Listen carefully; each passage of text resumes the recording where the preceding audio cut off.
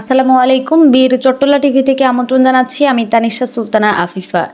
রামগতি কমলনগরের কৃতি সন্তান জিয়াউর রহমান ফাউন্ডেশনের পরিচালক প্রোগ্রাম এবং ঢাকা মেডিকেল কলেজ হাসপাতালের অর্থোপেডিক্স সার্জন ডাক্তার শাহ মোহাম্মদ আমানুল্লাহর পিতা মাহমুদ উল্লাহর আশু সুস্থতা কামনায় এক বিশেষ দোয়া ও মোনাজাতের আয়োজন করা হয়। এ আয়োজনটি অনুষ্ঠিত হয় কমলনগরের আল ইকরা মাদ্রাসা ও এতিমখানায়। এতিমখানার ছাত্রছাত্রী ও শিক্ষকবৃন্দ সহ এলাকার বিভিন্ন শ্রেণী পেশার মানুষ দোয়া মাহফিলে অংশগ্রহণ করেন। অনুষ্ঠানে উপস্থিত ছিলেন কমলনগর উপজেলা বিএনপির যুগ্ম আহ্বায়ক এম দিদার হোসেন, উপজেলা স্বেচ্ছাসেবক দলের আহ্বায়ক নুরুল আমিন সেলিম, উপজেলা ছাত্র দলের আহ্বায়ক মোহাম্মদ সাজ্জাদ হোসেন সাজু, উপজেলা মৎস্যজীবী দলের সভাপতি হুমায়ুন আহমেদ, কমলনগর প্রেস ক্লাবের প্রতিষ্ঠাতা ও উপদেষ্টা মিজান মানিক, প্রেস ক্লাবের উপদেষ্টা প্রফেসর বেলাল, সদস্য কবির হোসেন রাকিব সহ আরও অনেকেই।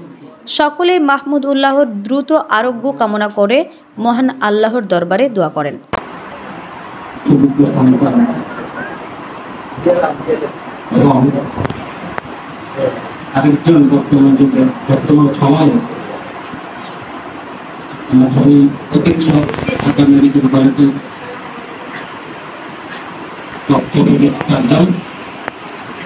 যারা একটা আমাদের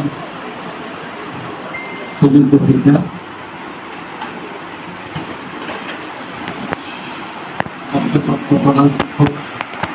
মাহমুদুল্লাহ শাহ, তিনি বর্তমানে আর্থিকজনিত কারণে অসুস্থতা ভুগছেন,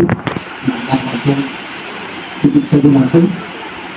আর এই দোয়ার আয়োজনে আজকের অনুষ্ঠানের আয়োজন আমাদের এলাকার আরেকজন কৃতি সন্তান, আরেকজন আমাদের শিক্ষকের ছেলে শহীদ হোসেন আপনার উদ্যোগী।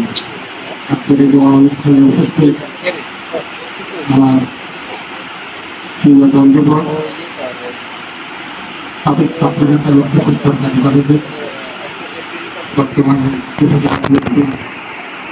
সংগ্রামের যুগ্ম আহ্বায়ক জানাচ্ছি, উপস্থিত আছেন সাবেক ছাত্রনেতা ছিলেন মাস্টার আমির ইসলাম কালাম,